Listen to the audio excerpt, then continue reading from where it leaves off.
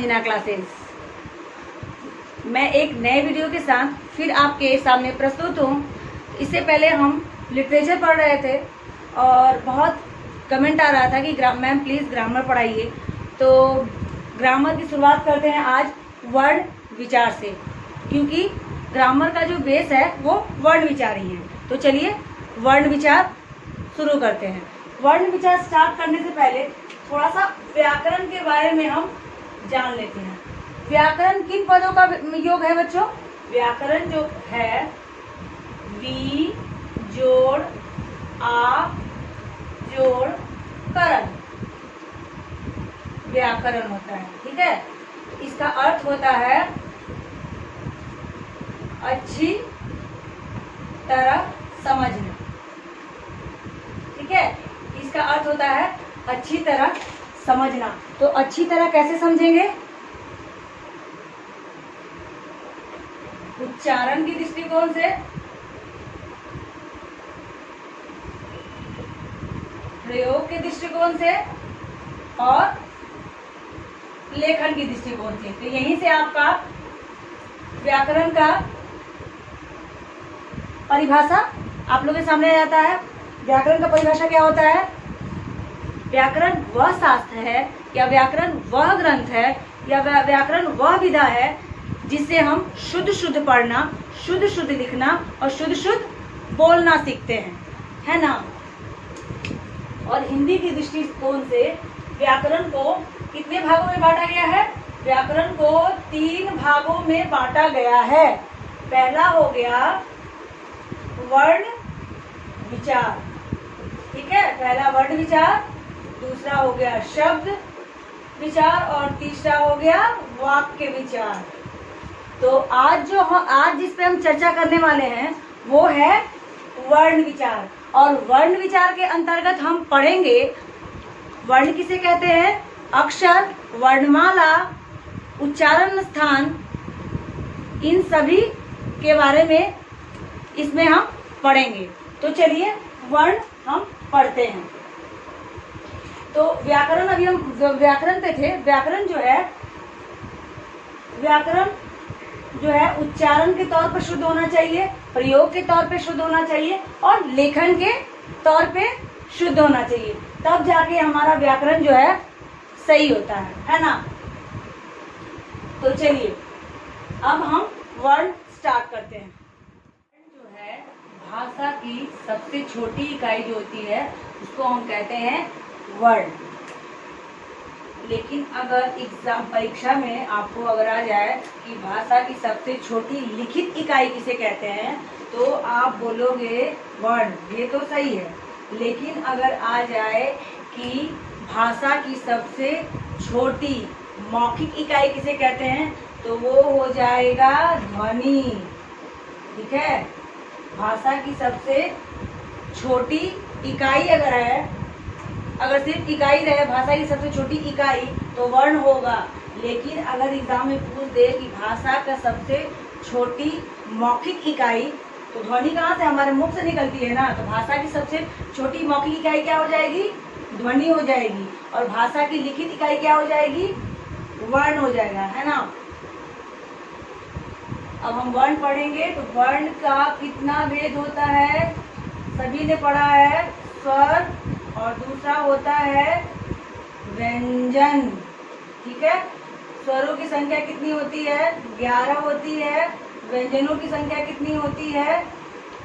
33 होती है ना। अब 11 कैसी होती है? 11 ये जो आप देख रहे हो यहाँ से लेकर यहाँ तक, ये जो हो गया ये सारे स्वर हैं। तो ये कितने हैं? 11 हैं। तो ये 11 आपके स्वर हो गए।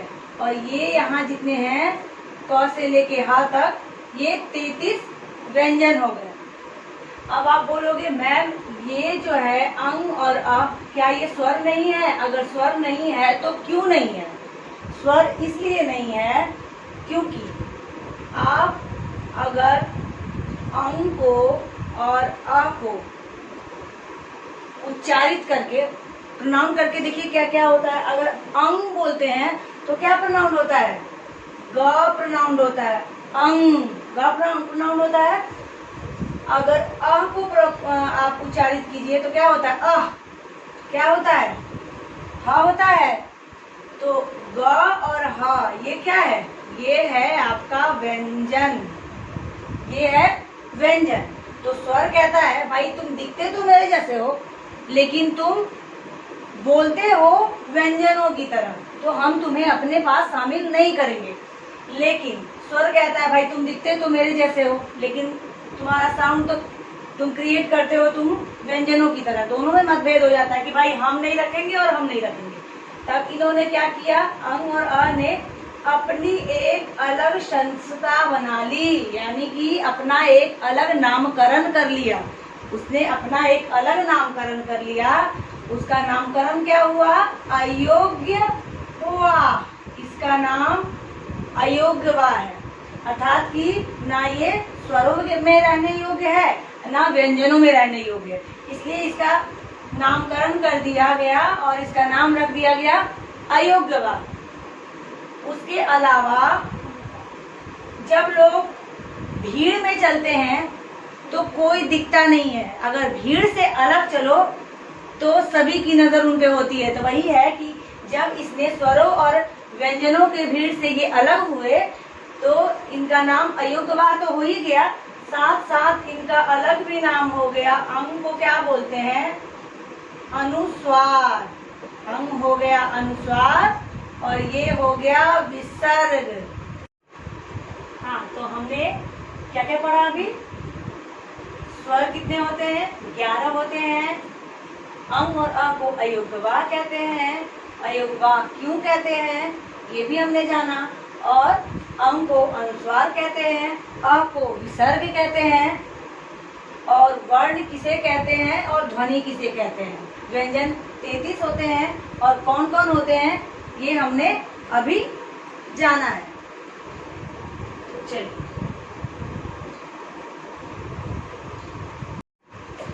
हाँ, तो हमने स्वरों के बारे में अभी जान लिया है और स्वर के भेद पढ़ने जा रहे हैं।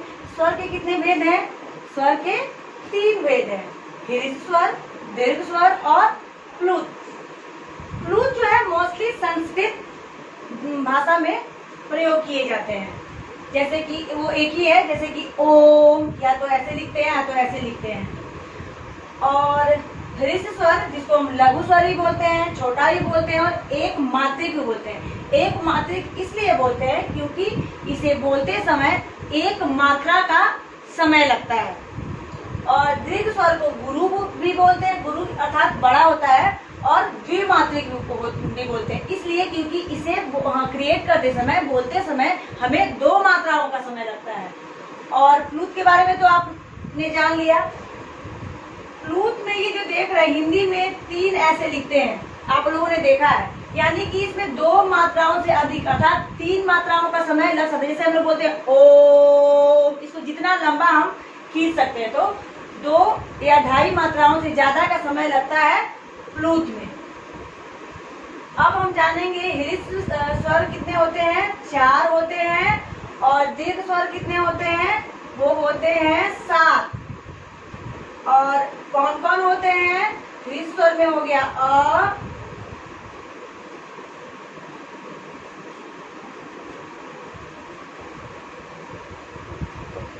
अ, ई उ री, यानी कि छोटी छोटा ऊ और री, ये आ जाते हैं ह्रस्व स्वर में। और दीर्घ में जो 4 के बाद जो बच गए वो आ जाते हैं दीर्घ स्वर में। वो कौन कौन से हैं? आ, बड़ी, बड़ा ऊ, ओ, औ,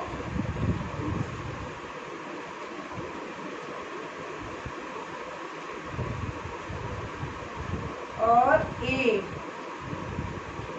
और ए, ये 7। तो ये 4 आ जाते हैं ह्रस्व स्वर में और ये 7 हो जाते हैं दीर्घ स्वर में।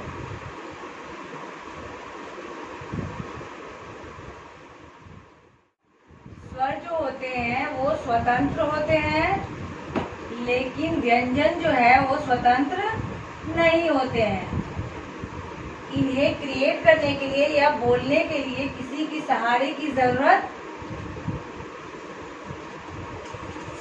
की जरूरत नहीं पड़ती, और इसे ये बिना इसके स्वरों के सहायता के ये इसका कुछ नहीं हो सकता। ये सहायता इसको चाहिए ही चाहिए। ये सहायता इसको ये इस स्वर जो है वो स्वतंत्र है, उसे किसी की सहारे की जरूरत नहीं पड़ती है। लेकिन व्यंजनों को ये स्वतंत्र नहीं है और इसे सहायता लेनी पड़ती है। मतलब लेनी इसलिए पड़ती है क्योंकि यह इसके बिना अधूरा है, वह नहीं बोल सकता इसके बिना नहीं। अगर सिर्फ ये व्यंजन है का, अगर हम का को अगर स्वरों से नहीं मिलाएं तो इसका कोई अस्तित्व है। अगर हम इसको नहीं मिलाएं, जैसे कि अगर हमें काम लिखना है, जब तक इसमें आ की मात्रा नहीं लगाया हमने, दो व्यंजन मिले, म भी और क भी, लेकिन अगर ये आ की मात्रा नहीं मिली तो ये काम पूरा हुआ नहीं हुआ। तो इस चलते स्वरों के बिना जो है व्यंजन अधूरा है, व्यंजन उसको सहायता लेनी पड़ती है। और दूसरी बात, हर व्यंजन जितना भी है वो उसमें सभी में स्वर जो है वो सम्मिलित है, मिला हुआ है। कैसे कि जैसे अब बोलो क प ट न, सब में अ साउंड आता है। जैसे कि आप बोलो क, अ होता है, ये बोलते हैं हल चिन्ह या इसको बोलते हैं हलंत। ठीक है, इसे बोलते हैं हल चिन्ह या बोलते हैं हलंत।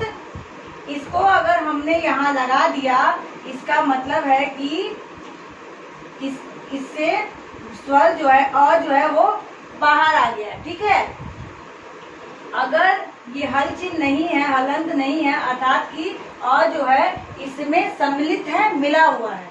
लेकिन अगर हमको इसे अरहित करना है तो ये हलंत लगाना होगा। और रहित और सहित का अर्थ भी समझ जाइए। रहित और सहित। रहित अर्थात होगा, सहित अर्थात होगा साथ। सहित मतलब साथ में, है ना, और साथ में है, और साथ में अगर हलंत लगा दिया तो ये रहित हो गया, मतलब कि बिना अ के, या इसका मतलब हो गया बिना। ठीक है, बगैर। तो सहित और अहित का अर्थ भी आपने जाना कि सहित का अर्थ क्या होगा और अहित का अर्थ क्या होगा। तो स्वर और जितना पूर्ण रूप से स्वर के बारे में आप समझ गए होंगे कि स्वर किसे कहते हैं, वर्ण किसे कहते हैं, ध्वनि किसे कहते हैं, है ना। अब एक है अक्षर, है ना, अक्षर। अब वो मैं आपको बता दूं। अक्षर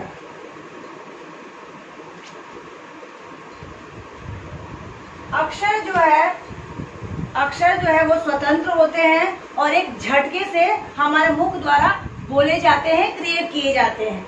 जैसे कि वर्ण जो है अक्षर हो सकता है, वर्ण जो है अक्षर हो सकता है, लेकिन एक अक्षर जो है वो वर्ण नहीं हो सकता।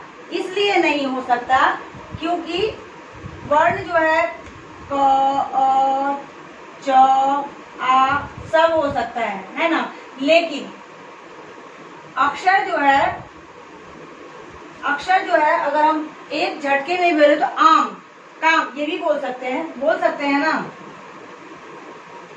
तो इसमें जो है अक्षरों में जो है स्वर जो है एक ही स्वर जो है एक से अधिक हो सकता है, लेकिन वर्ण में एक से अधिक नहीं हो सकता है। तो अक्षर आपने जाना, वर्ण जाना, ध्वनि जानी, स्वर किसे कहते हैं, स्वर के भेदों के बारे में जाना।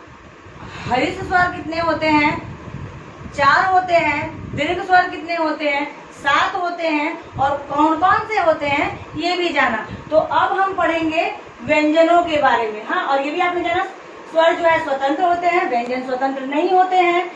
इन्हें सहायता नहीं लेनी पड़ती और उन्हें सहायता लेनी पड़ती है। तो अब हम स्वर समझ चुके हैं। तो अब स्वरों के बारे में अभी तक पढ़ा था, अब हम पढ़ेंगे व्यंजन के बारे में। तो व्यंजन के 3 भेद होते हैं, स्पर्श व्यंजन, अंतस्थ व्यंजन और ऊष्म व्यंजन।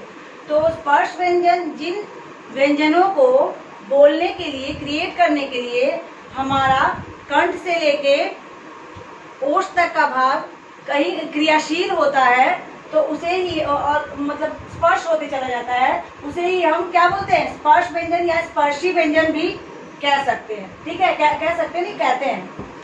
अब दूसरा हो गया अंतस्थ व्यंजन। अंतस्थ व्यंजन ये आपका हो गया, ये हो गया अंतस्थ व्यंजन। अंतस्थ मतलब होता है भीतर, ठीक है, और भीतर अर्थात कि य र ल व, य र ल व बच्चों बोलो आप, य र, तो ऐसा लगता है कि हमारे मुंह में जो हवा है वो अंदर ही है, भीतर ही है।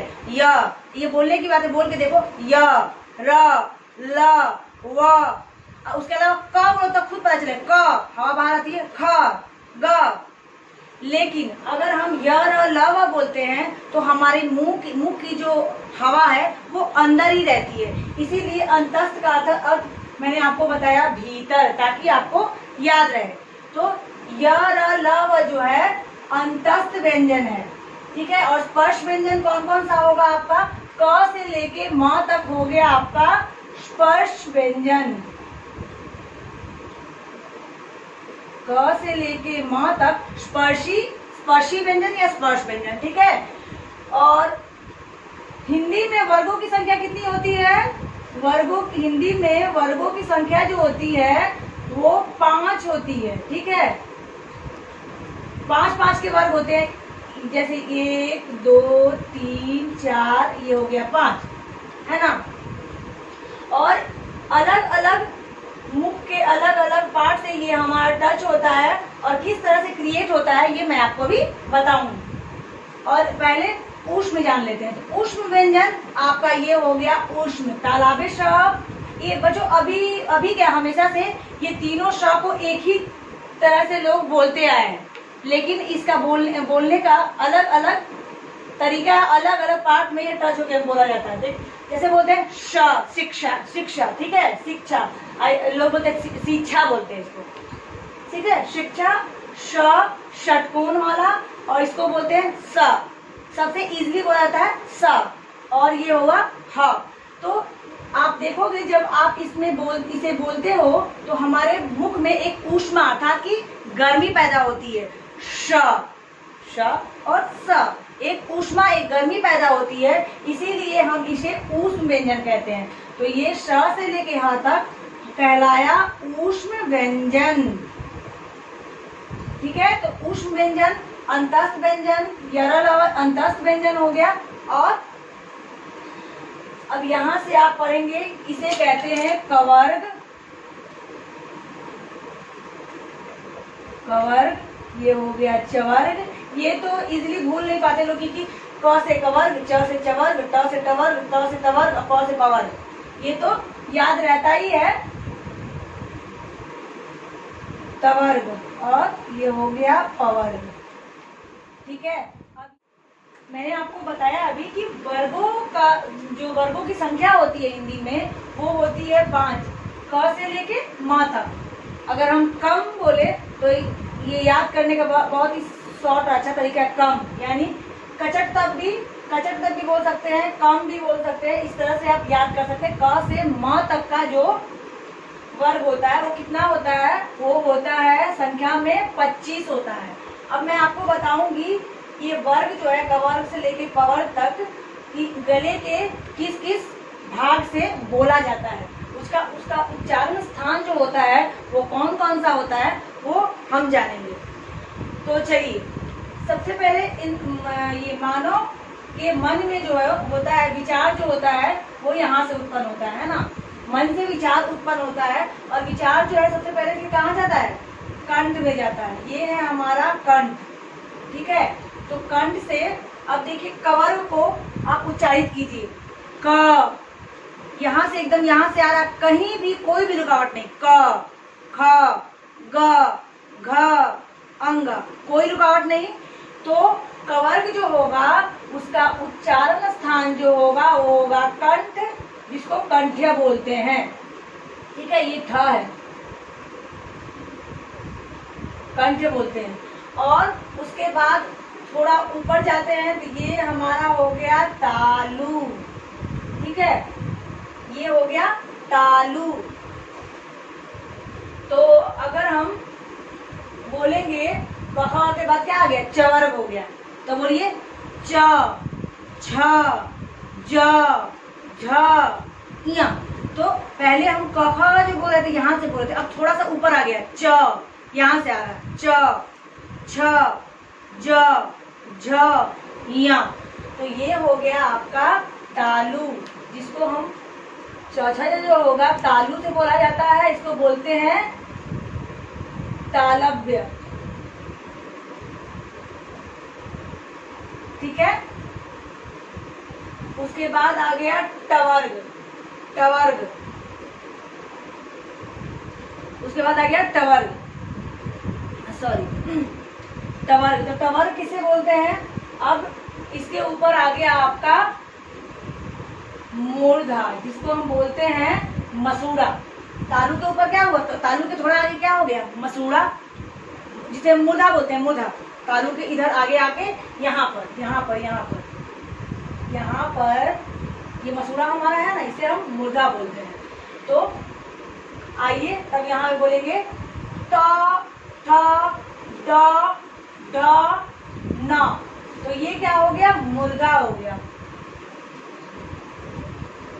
मूर्धा।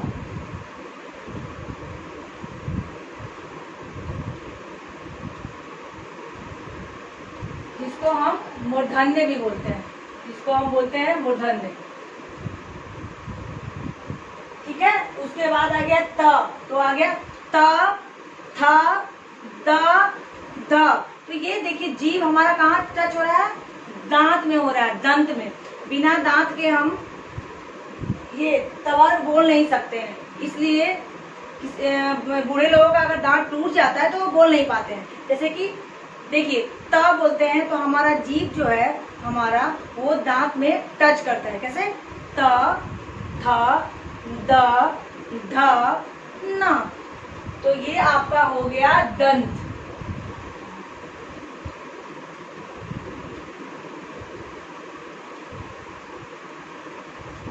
तो इसे दंत भी बोलते हैं। ठीक है, दंत।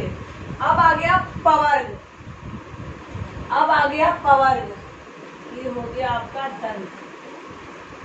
ठीक है, अब आ गया पवर्ग। अब आप पवर्ग बोलिए, प, फ, ब, भ, म।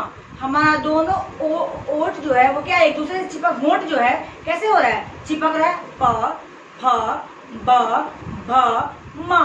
तो इसलिए इसको ओष्ठ से बोलेंगे। इसका उच्चारण स्थान क्या होगा, पवर्ग का ओष्ठ होगा। क्यों ओष्ठ होगा भाई, क्योंकि पपा बोलने में हमारा दोनों होठ जो है वो एक दूसरे से चिपक रहा है ना।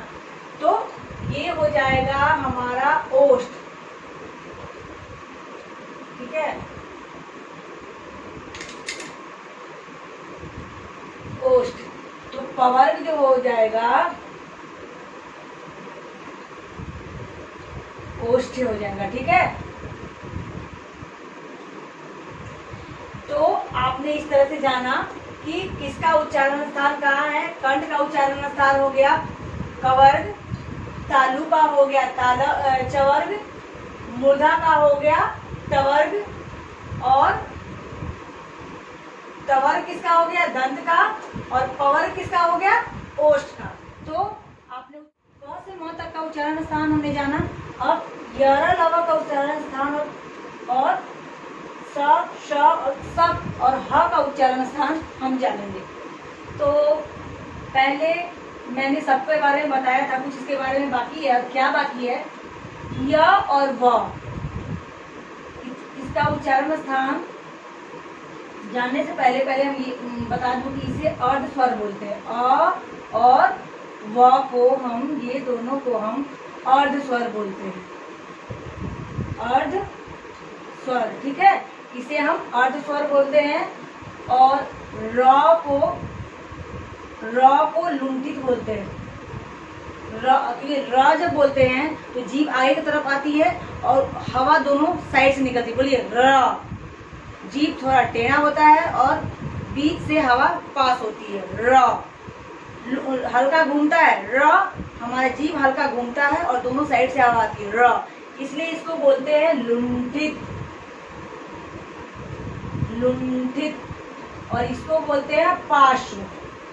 ठीक है, इसको बोलते हैं पार्श्व। ये दोनों अर्ध स्वर इसलिए है क्योंकि स्वरों के ही इतना बोलने में इसमें समय लगता है। जैसे य, र, आ जैसे बोलते हैं ना कि उसमें कम समय लगता है स्वरों बोलने में, उसी तरह से इस स्वर में कैसे बताया था मैंने कि उसमें कम एक मात्रा का समय लगता है। ठीक उसी तरह य और व के साथ भी है। य, व इसमें भी कम समय लगता है, इसलिए इसे अर्ध स्वर नाम दे दिया गया।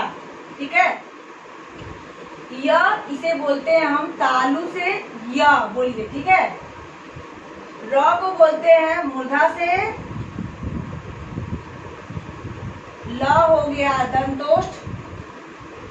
दंतोष्ठ इसलिए ल जब बोलते हैं तो दांत और ओष्ठ दोनों की जरूरत पड़ती है। ल ओष्ठ का भी आकार गोल हुआ और दांत में हमारा जो जीभ है वो टच खाता है, इसलिए दंतोष्ठ हो गया ल।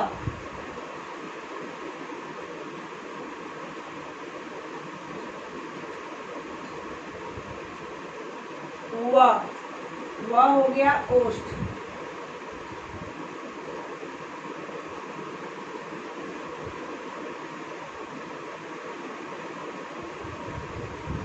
ठीक है, तो अब हम तालाबे सा, मूर्धन्य सा, दंत सा, हा। तालाब्य सा, ये इसके नाम से बचपन से हम लोग उसको तालाब्य सा क्यों पढ़ते आए हैं बच्चों, ये आपने जाना है क्योंकि ये तालु से बोला जाता है ना, तालाब्य सा। क्योंकि जब इसे हम क्रिएट करते हैं बोलते हैं तो तालु से बोलते हैं। ठीक है, इसीलिए इसे बोलते हैं तालब्य सा। इसको मूर्धन्य सा क्योंकि हम इसे मूर्धन्य से बोलते हैं। ठीक है, इसीलिए मैं बोलती हूँ कि इसको अलग अलग तरीके से बोला जाता है। ठीक है, अलग अलग इसका उच्चारण है। तालु यानी तालब्य सा और मूर्धन्य सा बोला जाता है मूर्धा से, ये बोला जाता है मूर्धा से। और दंत सा, साथ ये दांत से बोला जाता है, दंत से, इसलिए ये हो गया दंत, दंत सा। ठीक है, और ये हो गया हा। हा को लोग बहुत जगह किताबों में कंठ भी दिया रहता है, कंठ दिया रहता है, लेकिन एनसीईआरटी की बुक में आप देखिएगा इसमें अली जीवा, अली जीवा, अली जीवा रहता है और इसका स्वर यंत्र से ये बोला जाता है, स्वर यंत्र से बोला जाता है। और अली जीवा, अगर एग्जाम में आपका पूछे अगर अली जीवा रहे तो हा का उच्चारण अली जीवा ही लिखिएगा, अगर वो ना रहे तो आप कंठ लिख सकते हैं। ठीक है,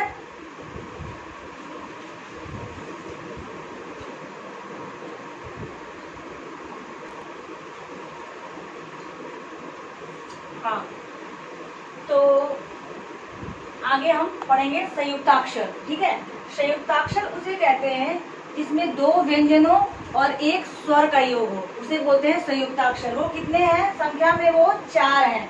कौन कौन से हैं? श, त्र, ज्ञ, छ, त्र, ज्ञ और श, ये है। इसको कैसे तोड़ते हैं? प हलंत, श हलंत और अ। तो ये क्या होगा? दो व्यंजन और एक स्वर। तो संयुक्ताक्षर किसे कहते हैं? दो व्यंजन और एक स्वरों का योग हो, उसे हम बोलते हैं संयुक्ताक्षर। कहीं ये ऐसे भी लिखा जाता है। ठीक है, उसी तरह त्र का क्या है?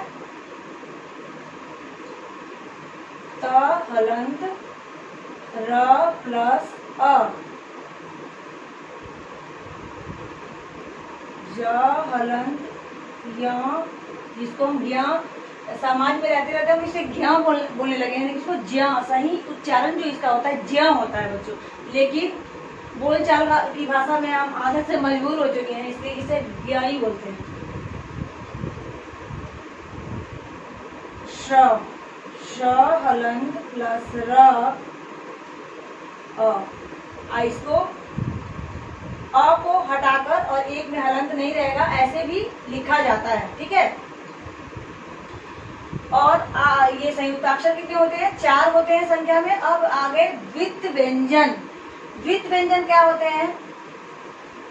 वो व्यंजन जिसमें कि 2 व्यंजन ही होते हैं, 2 व्यंजन ही होते हैं। जैसे कि ये लिखते हैं ना, मुफ्त, मुफ्त,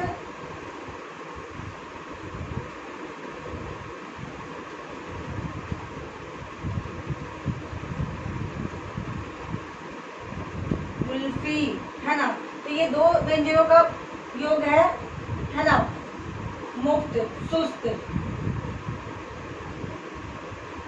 ठीक है। तो ये द्वित्व व्यंजन है, क्योंकि ये दोनों व्यंजन है ना, ये दोनों व्यंजन है, 2 व्यंजनों का योग है। तो ये हो गया द्वित्व व्यंजन। और संयुक्ताक्षर होता है जो 2 व्यंजनों और एक स्वर का योग हो, तो वो हो गया संयुक्त अक्षर। संयुक्ताक्षर ऐसे इसे भी कहते हैं, द्वित्व व्यंजन इसे भी कहते हैं। जैसे मक्का, मक्का, चक्का, ये क्या हुआ? ये द्वित्व व्यंजन है, क्योंकि ये दोनों व्यंजन है।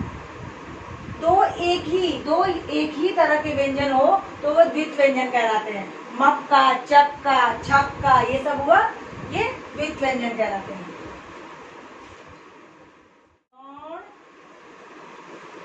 व्यंजन। अब आप ये बोलोगे मैम ये क्या नया नाम आया, गौण व्यंजन।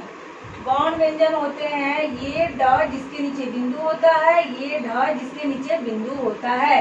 ये ड से डमरू और ढ से ढक्कन वाला नहीं है, क्योंकि ड से डमरू जो होता है, डमरू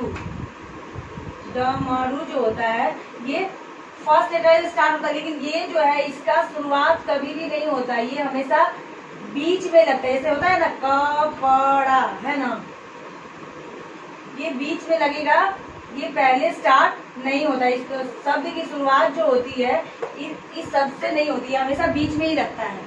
ये डमरू और ढक्कन वाला नहीं है, ये इसके नीचे बिंदु, इसको अढ़ा और अड्ढा बोलते हैं। ठीक है। इसको गौण व्यंजन भी बोलते हैं।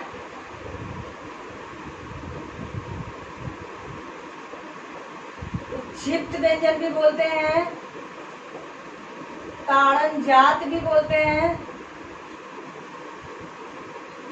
ताड़न जात भी उच्छिप्त गौण व्यंजन, उच्छिप्त व्यंजन, ताड़न जात। और विकसित व्यंजन में भी आता है ये, इसका नाम विकसित व्यंजन में भी लिया जाता है, विकसित व्यंजन।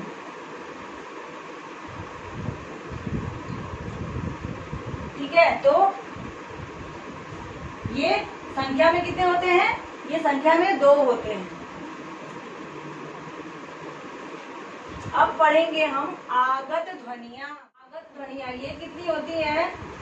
आगत ध्वनियां जिसे हम ये विदेशी ध्वनि या मेहमान ध्वनि, मेहमान भी बोल सकते हैं, क्योंकि ये बाहर से आई हुई है और जिसे हमने हिंदी में अपनाया हुआ है, इसीलिए इसे विदेशी ही बोलते हैं। और आगत अर्थात कि आया हुआ, आगत मतलब क्या होता है? आया हुआ, मतलब ये बाहर से आया हुआ है और इसे हमने अपने हिंदी में अपनाया है। ठीक है। तो ये हो गया, इसका 2 होता है। एक होता है अर्धचंद्राकार, अर्धचंद्र बिंदु भी लोग बोलते हैं, अर्धचंद्र बिंदु भी इसे बोलते हैं और अर्धचंद्राकार भी बोलते हैं। और दूसरा हो गया नुक्ता, अर्धचंद्राकार और नुक्ता। अब अर्धचंद्राकार क्या होता है ये देखिए। हाँ, इसे विकसित ध्वनिया में नहीं, इसे विकसित ध्वनिया में नहीं बोलते हैं, चंद्र बिंदु को विकसित ध्वनियों में बोला जाता है। ये आगत ध्वनिया विदेशी या मेहमान, क्योंकि वो बाहर से आए हुए। चलिए, तो अर्धचंद्राकार और नुक्ता। नुक्ता एक तरह की ये बिंदी होती है, ये एक तरह की बिंदी है जो कि 5 ऐसे वर्ण है जिसके नीचे ये लगाई जाती है। कौन कौन से हैं? क, ख, ग, ज, ज और ह। इसके नीचे बिंदु ये ऐसे लगी होती है, और जैसे ही ये बिंदी लग जाती है तो ये क्या होता है, किस तरह से बोला जाता है, ये हमारे मुख से रगड़ खाने लगता है। ख, ख, ग, घ, क, ख, ग, ज, फ, मतलब थोड़ा रगड़ से बोली जाती है। ठीक है, उच्चारण इसका परिवर्तित हो रहा है। यही नहीं, ये अगर किसी भी शब्द में लग जाता है नुक्ता, तो उसका अर्थ जो है वो परिवर्तित हो जाता है। वो कैसे परिवर्तित होता है वो देखिए। पहले अर्धचंद्राकार के बारे में बोलते हैं। सॉरी, ये अर्धचंद्राकार, ये चंद्र बिंदु है, ये इसके अंदर कभी मत लगाइएगा बच्चों, ये सिर्फ और सिर्फ ऐसे होता है। इसमें अगर बिंदु लग गई तो ये हो गया चंद्र बिंदु। ये अर्धचंद्राकार है, ये ओनली ऐसे ऐसे सिर्फ और ऐसे लगता है। तो अब पहले जान लेते हैं कि अर्धचंद्राकार क्या होता है। अर्धचंद्राकार जैसे कि ये अंग्रेजी के शब्दों, यूरोपीय भाषा से आए हुए ये शब्द हैं जो कि अंग्रेजी शब्दों में लगते हैं। और इसकी पहचान कैसे होती है वो भी मैं आपको बता दूं।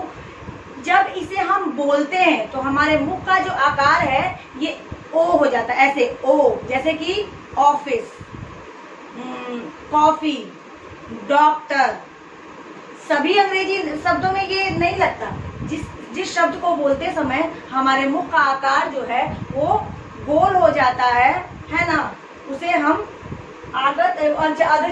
अर्धचंद्राकार में गिनते। जैसे कि डॉक्टर, ठीक है, कॉपी या काफी, ठीक है, फ्रॉक, तो ये सब अंग्रेजी के शब्द है ना, जिसे हमने हिंदी में अपनाया है।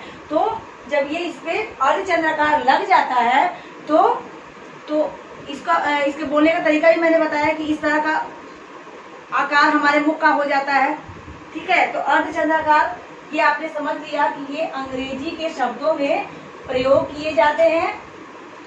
और वो कुछ अंग्रेजी के शब्द हैं जिसमें प्रयोग किए जाते हैं, जिसमें हमारे मुंह का आकार कैसा हो जाता है, राउंड हो जाता है, गोल हो जाता है, उसमें वे प्रयुक्त होते हैं। अब आ गया नुक्ता। नुक्ता मैंने बता दिया आपको कि क, ख, ग, ज, फ।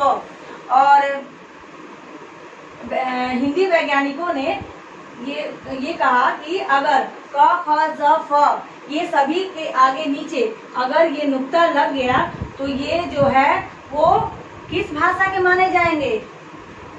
अरबी और फारसी। अरबी और फारसी भाषा के ये माने जाएंगे, हिंदी भाषा के नहीं माने जाएंगे। जब तक ये नुक्ता नहीं लगा हुआ था तब तक यह हिंदी भाषा का था, लेकिन जैसे ही इस पे नुक्ता लग गया तो ये क्या, कौन सी भाषा का हो गया? अरबी और फारसी भाषा का हो गया। अब आप बोलोगे मैम दोनों भाषाओं का कैसे? दोनों भाषाओं का इसलिए क्योंकि दोनों भाषा की जो लिपि है वो सेम है। दोनों भाषा की जो लिपि है वो सेम है, इसीलिए नुक्ता को अरबी और फारसी भाषा का माना जाता है। ठीक है, अब एक बात और, अब क्या है कि क्या हुआ, पढ़ने में और लिखने में परेशानी होने लगी लोगों को। कहाँ नुक्ता का प्रयोग होगा, कहाँ नहीं होगा, लोग इसमें परेशान होने लगे। तो हिंदी निदेशालय ने, केंद्रीय हिंदी निदेशालय ने ये क्या किया कि कुछ जो तीन आपके शब्द, तीन जो वर्ण है उससे क्या किया, उसको समाप्त कर दिया। किसको? क, ख और ग को समाप्त कर दिया गया। अब चर्चित सिर्फ और सिर्फ ज और फ है, जो कि इसमें नुक्ता प्रयुक्त होता है। लेकिन एनसीईआरटी के बुक में ख, ज और फ ये तीन आपको देखने के लिए मिलेंगे, ये तीनों मिलते हैं। ठीक है, तो आपने जाना अर्धचंद्राकार और नुक्ता का प्रयोग। एक नया मैं वीडियो आगे बनाऊंगी जो सिर्फ और सिर्फ नुक्ता पर होगा, और कैसे हम उसकी पहचान करें उसके बारे में मैं आपको विस्तार से बताऊंगी। ठीक है, तो चलिए अभी हम आगे बढ़ते हैं विकसित ध्वनियों के आगे, और विकसित ध्वनियों के आगे बढ़ते हैं। क्या पढ़ेंगे? विकसित ध्वनियां। तो विकसित ध्वनियां क्या, जिनका विकसित मतलब क्या होता है? जिनका विकास जो है वो बाद में हुआ है ना। तो चंद्र बिंदु जो है हमारा, जिसको हम अनुनासिक भी बोलते हैं, जिसका इस तरह का आकार का होता है। इसके ऊपर एक बिंदी होती है, जिसमें कि आगत ध्वनि मैंने बताया था ये बिंदी नहीं होती है, लेकिन अनुनासिक अर्थात कि चंद्र बिंदु में ये बिंदी होती है, इसीलिए इसका नाम चंद्र बिंदु पड़ा है ना। तो अनुनासिक जो है अनुस्वार का तत्सम रूप है। तत्सम रूप आप समझ गए होंगे, संस्कृत भाषा की है ना, तत्सम रूप। तो अनुनासिक जो है, क्योंकि संस्कृत में चंद्रबिंदु आप कहीं भी ढूंढोगे बच्चे, संस्कृत में चंद्रबिंदु कहीं आपको नहीं मिलेगा। इसलिए नहीं मिलेगा क्योंकि चंद्रबिंदु का जब विकास हुआ हिंदी भाषा के बहुत बाद हुआ है। हिंदी भाषा जब विकसित हुई थी उसके बाद हुआ था, इसीलिए चंद्रबिंदु आपको कहीं भी संस्कृत में नहीं मिलेगा। तो अनुनासिक जो है वो अनुस्वार का तत्सम रूप है।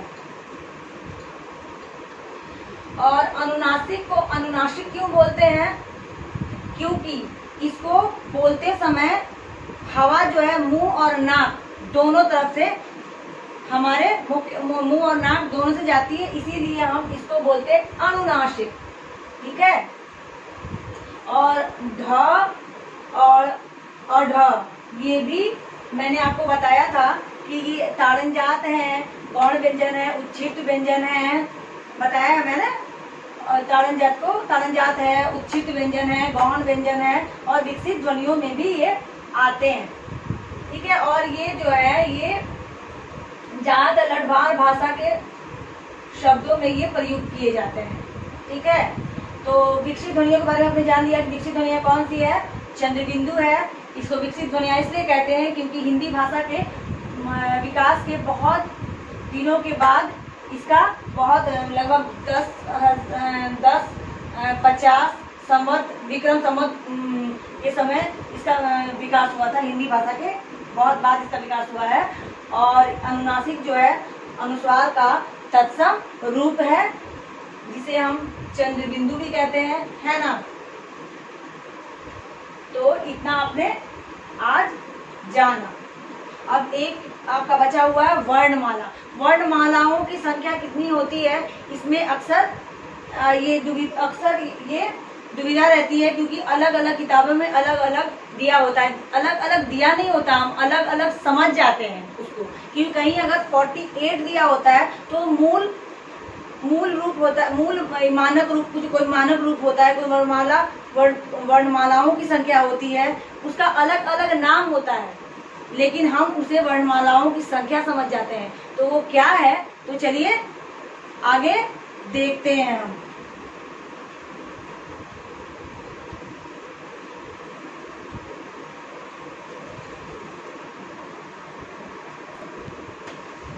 हाँ, तो अब वर्णमाला।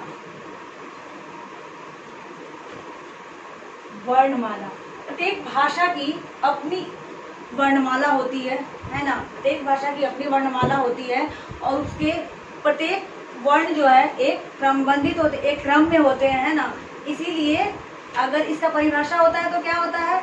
यही हो गया आपका परिभाषा कि वर्णों के क्रमबद्ध समूह को वर्णमाला कहते हैं। अब वर्णमालाओं की संख्या कितनी होती है, इस पे जो कंफ्यूजन है आपका वो मैं आप दूर करती हूँ। पहला है 33 जो होता है वो होता है व्यंजन। ठीक है। 11 जो होता है वो होता है स्वर। कितना हो गया? 44 हो गया। ये हो गया, इसको बोलते हैं मूल स्वर। ठीक है। ये हो गया आपका मूल स्वर। 2 हो गया आपका संयुक्ताक्षर। 2 हो गया संयुक्ताक्षर, तो ये हो गया 46। 2 हो गया आपका ताड़नजात। ताड़नजात समझ रहे हैं ना? अढ़ जो मैंने बताया था अभी, वो हो गया 48। फिर आ गया आपका, फिर 4 हो गया आपका, 2 हो गया अयोग्यवाह। सॉरी यहाँ 2 हो गया अयोग्यवाह। ठीक है। 2 हो गया अयोग्यवाह और 4 हो गया संयुक्ताक्षर। 4 हो गया संयुक्ताक्षर संयुक्ताक्षर तो कितना हो गया 48, 49, 50, 51, 52। तो टोटल कितना हो गया, टोटल 52 हो गया। तो वर्णमाला की संख्या कितनी होती है, वर्णों के क्रमबद्ध समूह को वर्णमाला कहते हैं। और वर्णों की संख्या कितनी, वर्णमाला की संख्या कितनी होती है, 52 होती है। अब आपको कंफ्यूजन नहीं होगा कि कहाँ कहाँ क्या होता है। दूसरा बात, एक और कहीं कहीं होता है 56, तो भी मैं आपको बता दूं कि 56 क्यों होता है। 56 होता है, 52 तो हो गया आपका टोटल वर्णमालाओं की संख्या। और ये जो मैंने आपको बताया था नुक्ता, आगत जो ध्वनि में मैंने बताया था नुक्ता और ये अर्धचंद्राकार, उसको मिलाकर 4 होते हैं। इसलिए कि मैंने आपको बताया था ख और ज और फ, ये जो है अभी एनसीईआरटी में इसे ही माना जाता है ख ज फ में। तो ये हो गया 3 और एक हो गया अर्धचंद्राकार, तो ये मिला के 4 हो गए। तो ये हुआ 4, उसको मिला के 6। तो इसको बोलते हैं मानक, इसको बोलते हैं मानक रूप, इसको बोलते हैं मानक रूप। तो आप समझ गए होंगे कहाँ 46, कहाँ 48, कहाँ 52 और कहाँ 56, समझ में आ गया होगा आपको। तो टोटल वर्णमालाओं की संख्या 52 होती है। मानक जो व्यंजन मानक वर्ण जो होते हैं वो कितने होते हैं, 56 होते हैं। भी आपका स्वर और व्यंजन है वो उस सभी का उच्चारण स्थान कहाँ है वो सब मैं बता देती हूँ। और दूसरा कि ये मैंने चार्ट बना दिया है, आप चाहें तो आप इसका स्क्रीनशॉट ले सकते हैं, मैं इसे बता देती हूँ।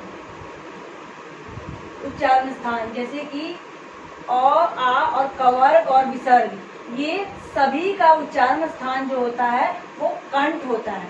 ठीक है, कंठ होता है, उसको क्या बोलते हैं, कंठ्य। ठीक है, और छोटी ई, बड़ी ई और चवर्ग, चवर्ग समझ रहे हैं ना, वर्ग, आपका वर्ग का दूसरा वर्ग जो है चर्चा वाला चवर्ग, य और श, ये सब कहाँ से बोला जाता है, तालु से बोला जाता है, इसलिए इसको बोलते हैं तालव्य, इसलिए इसे बोलते हैं तालव्य श, है ना।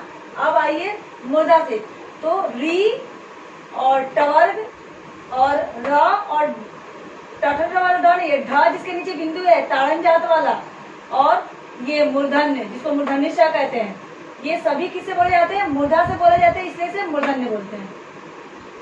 अब आ गए दंत, दंत से तवर्ग के जितने भी वर्ण हैं ल और स, वो सब किससे बोले जाते हैं, दंत से, इसीलिए ये स को दंत सा कहते हैं। अब आइए ओष्ठ से, ऊ, छोटी ऊ, बड़ी ऊ और पवर्ग, ये सभी जो हैं वो ओष्ठ से बोले जाते हैं, इसीलिए इसे ओष्ठ्य बोलते हैं। ठीक है, और अंग, अंगा को हम जब बोलते हैं नासिका से ही बोलते हैं ना, नाक के द्वारा। अंग, न्य, न और म, और एक हो गया आपका अनुस्वार, है ना। अंग वाला जो अनुस्वार है वो सब जो है वो नासिका से अर्थात नाक से बोला जाता है, इसीलिए इसे बोलते हैं नासिक्य। ठीक है, अब आ गया कंठ और तालु से मिलके बोले जाने वाले शब्द जो हैं ए और ए, ये कंठ और तालु जो है दोनों से मिलके बोला जाता है, इसीलिए कंठ तालव्य, ए और ए को कंठ तालव्य की संज्ञा दी गई है। और आ गया आपका कंठ और ओष्ठ, कंठ और ओष्ठ से मिलके बोला जाने वाला शब्द है, शब्द नहीं, कंठ और ओष्ठ से मिलके बोला जाने वाला वर्ण है ओ और औ। वो कंठ और ओ और औ, इसलिए एक तो कंठ से आ रहा है, ऊपर से ओ औ अगर बोलते हैं तो हमारे मुख की आकृति जो है वृत्ताकार हो जाती है, ओ ऐसे बन जाती है ना, इसीलिए इसको कंठ और ओष्ठ से बोला जाता है, इसलिए इसे कंठोष्ठ कहेंगे। ठीक है, अब आ गया दंत और ओष्ठ, इन दोनों से मिलके बोला जाता है व। दंत इसलिए कि देखिए हमारी जीवा कहाँ जाती है, दांत के पास जाती है ना, जब हम बोलते हैं व, जीवा दांत पे भी लगी, और ओष्ठ व, ओष्ठ का भी क्रियाशील हुआ, इसलिए इसको हम दंत ओष्ठ बोलेंगे व को। ठीक है, और ह, ये मैंने पहले भी बताया कि ह जो है स्वर यंत्र से बोला जाता है। स्वर यंत्र कौन सा होता है, जहाँ से हम गाना गाते हैं ना, स्वर यंत्र, तो ये स्वर यंत्र से बोले जाने वाला वर्ण है। और इसको क्या बोलते हैं, अली जिह्वा, लेकिन कहीं कहीं परीक्षाओं में ये अली जीवा नहीं रहेगा, अगर कंठ रहेगा तो आप कंठ को ही सही ये टिक कीजिएगा। और दूसरी बात, अगर अली जीवा रहेगा और कंठ रहेगा तो आप अली जीवा को ही टिक कीजिएगा, ठीक है। तो हमने पूरी तरह से अच्छी तरह से आज वर्ण विचार को जाना। आपको वर्ण विचार कैसा लगा, पढ़ के क्या सच में पढ़ के अच्छा लगा, आपको समझ में आया, तो ये आप कमेंट करके हमें कमेंट सेक्शन में बताइएगा। और वीडियो को लाइक कीजिए, जितना हो सके इसको शेयर कीजिए और सब्सक्राइब कीजिए। तो नेक्स्ट वीडियो के साथ मैं फिर हाजिर होंगी। तो थैंक यू